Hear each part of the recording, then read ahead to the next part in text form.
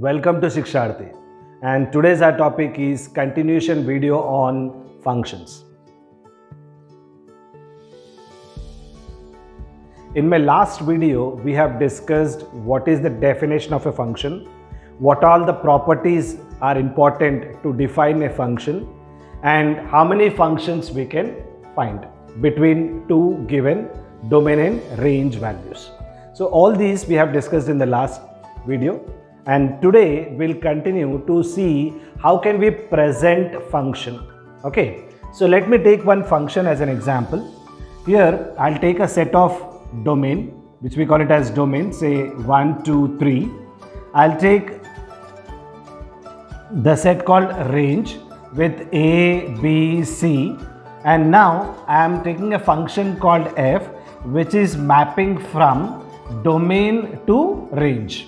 So these domain is nothing but set of elements, range is again nothing but set of elements. Sometimes you may see in the questions it is given function A mapping to B. That means A represents domain and B represents range, which we have already discussed in our previous video. Now if I am mapping it like this we call it as function. We all know that, correct? But where is the difference? We see try to understand the difference between relation and a function. Function is a subset of a relation. The most important part is function is a subset of relation.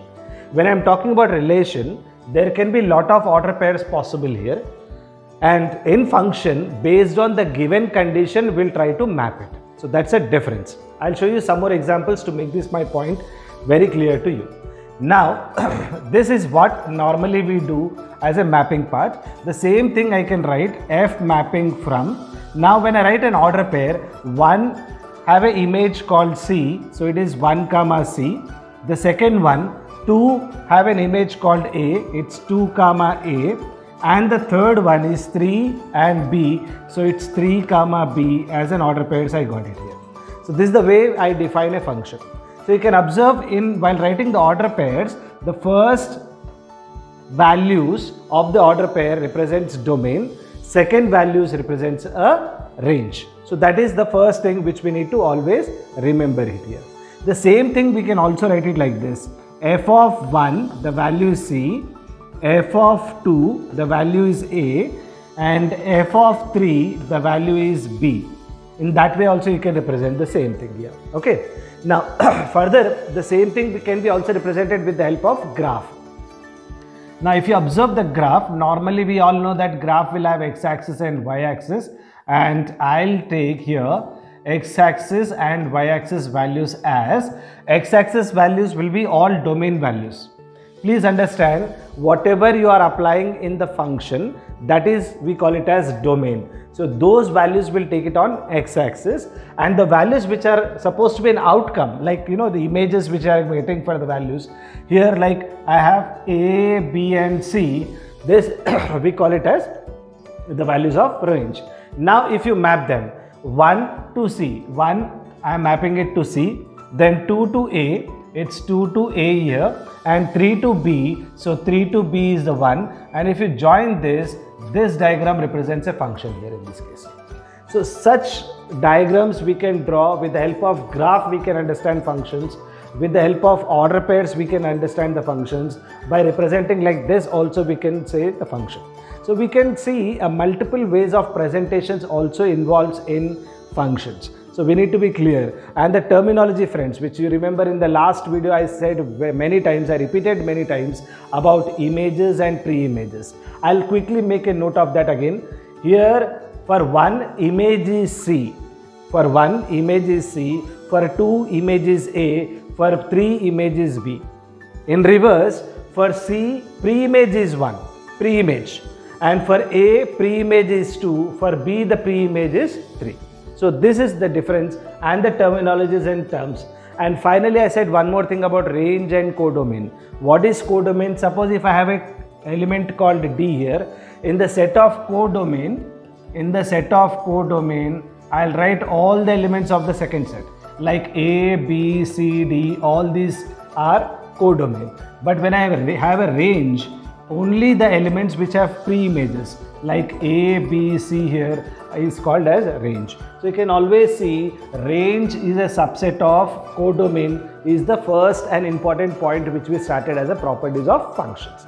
Now today what we'll do, we'll go for the continuation, like what types of functions we have.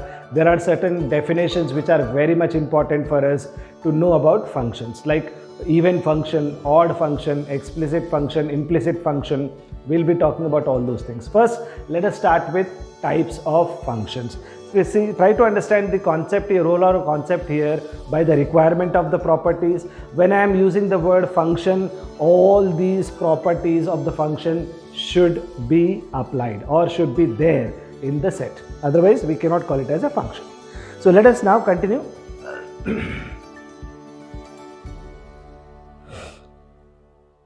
Let us now see one-to-one function, friends, all of you.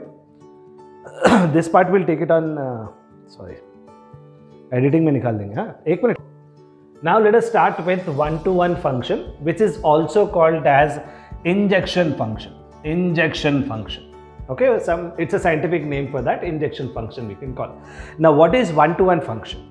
First thing, whenever I am taking, for example here, if you have something like this, say domain, range and a function called f with 1, 2, 3, A, B, C and D, will take it. Now 1 is mapping to C, 2 is mapping to A, 3 is mapping to B. Can we call this as a function? Remember, we should first see, if you see first C, this one we have 1 to mapping C. If you observe this, first observe whether it is a function or not. Very important is to understand whether it is a function or not. Any type of function, first it should be function. How do we check it's a function? Remember the properties? There are only majorly 2 points which we have to see. Every element of domain should have an image. Imagine if I have something called 4 over here, which is not mapping or which has got no value on range side. In that case, we cannot call it as a function. 1, 2, 3 have images, 4 do not have image, so I cannot call it as function. That's very, very important, okay? So this thing I'll remove. That is first thing. Now here see 1, 2, 3, all 3 of them have the images. Then it is a function. Second, there should not be multiple or more than 1 image for any element of domain. So here 1 have only 1 image, 2 have only 1 image, 3 have only 1 image, then definitely it is a function. Now third one, you may get a doubt here. If D is left in the range, is it called a function? Yes, it can call this as a function. We should not left with any element here without an image, but here we can have elements without pre-images. So that is very clear. Now this is overall a function. Now, can it be called as one-to-one function? Yes, definitely. 1 and 1. You see, this has got a single image and this has got a single pre-image. 2 have single image, A has got a single pre-image. So likewise 3 and B have a unique image and pre-images. For example, when I cannot call it as one-to-one function is important. When I cannot call, imagine here 1, 2, 3 and here A and B, 1 and this one, you see, this cannot be called as one-to-one function. This is not a one-to-one function. In reverse also it should be one-to-one. Remember that one. A have 2 pre-images. In that case it cannot be called as one-to-one function. This is not a one-to-one function, important to note. Okay. So here one-to-one function. Now in this one-to-one function, suppose if I am saying this has got m elements and this has got n elements, one-to-one is possible when the value of n is greater than or equal to m. Correct? Here n can be greater than or equal to m. So that is what my first and most important point here is n value. This n value can be greater than or equal to m. That is the first thing. And second one, number of one-to-one functions. You can see this is a formula. What you are doing, my friend, here n elements of the range, you are permuting with m elements of domain.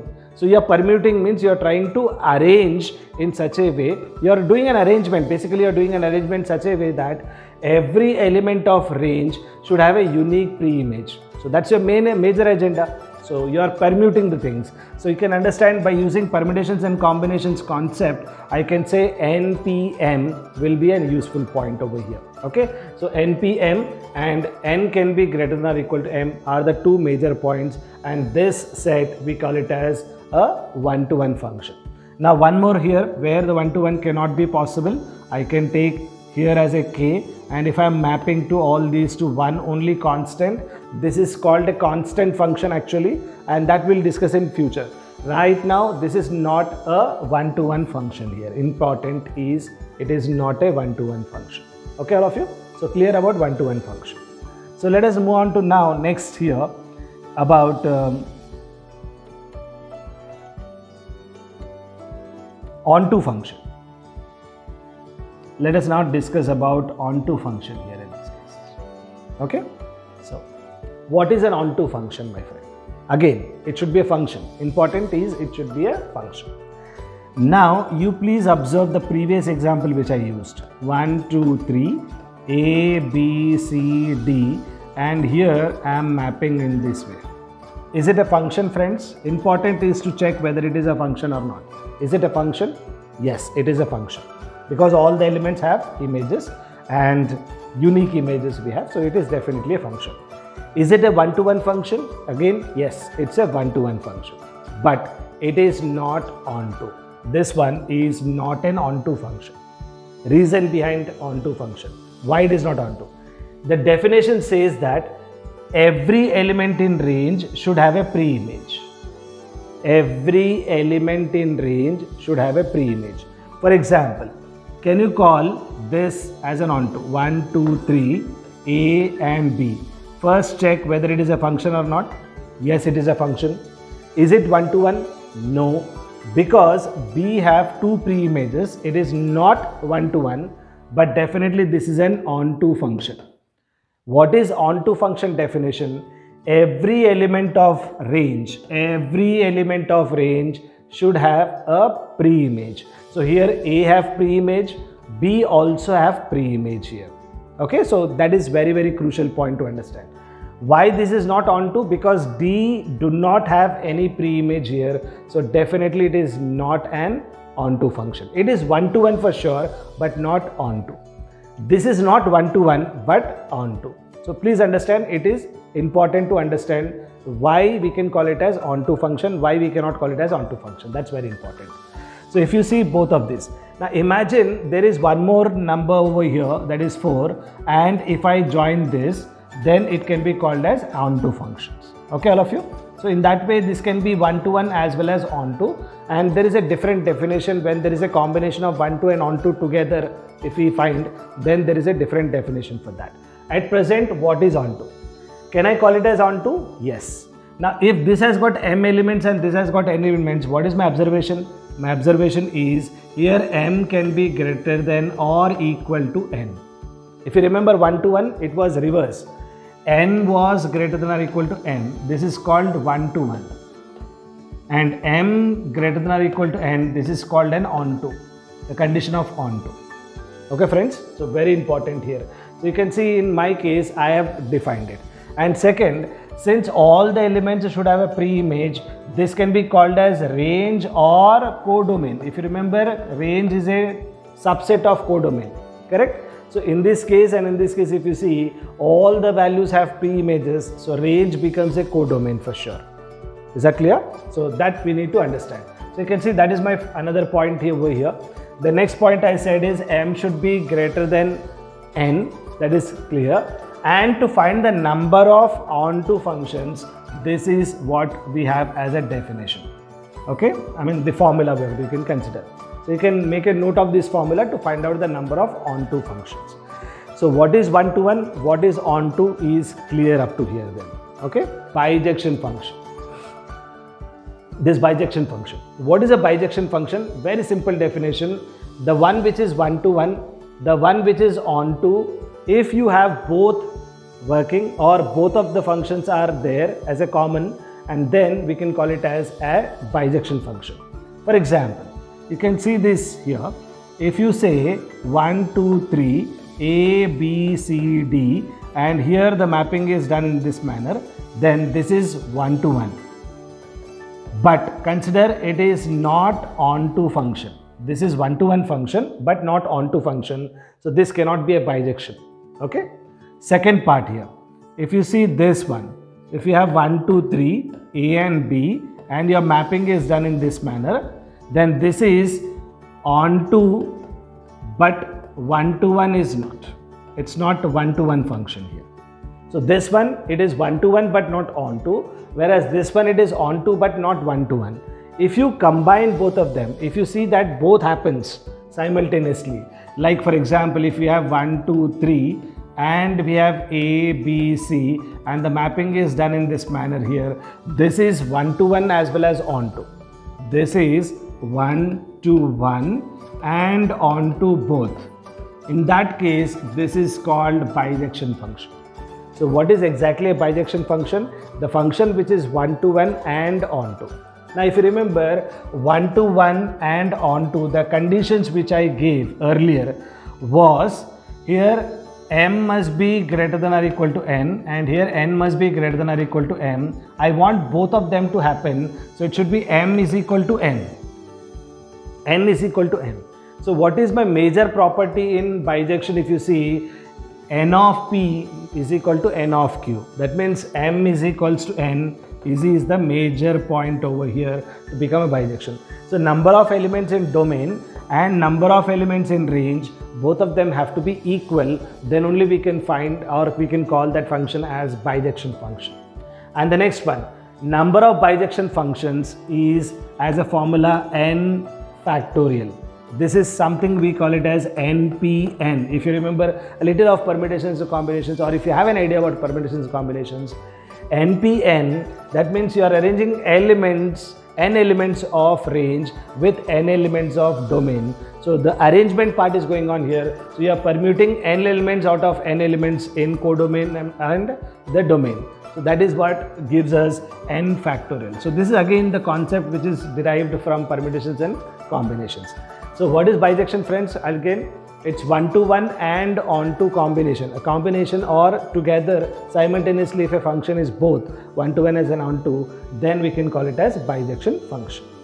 So let us move on to next here, friends, and let us see the next definition which I wanted to take you is